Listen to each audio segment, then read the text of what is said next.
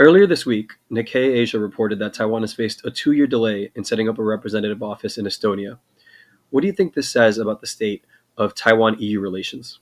I think it tells us that EU-Taiwan relations are seeing a momentum that we've seen in the past few years, and the fact that there is an upholding factor which concerns the name should not let this momentum stall.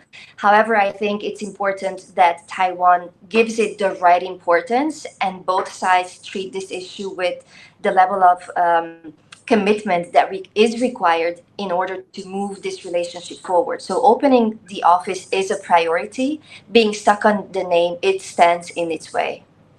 Generally speaking, how important are these offices to how Taiwan manages its relationship with EU countries?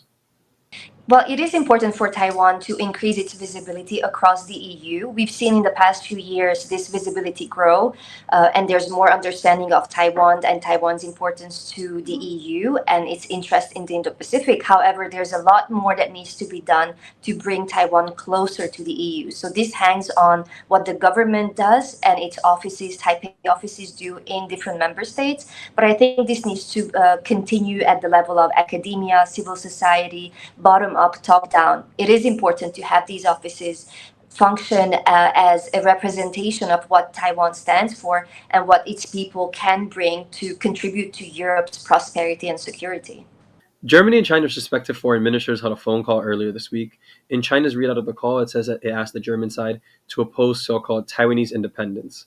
While we haven't seen Germany's readout of the call yet, do you have any insight as to how EU countries see cross strait dynamics?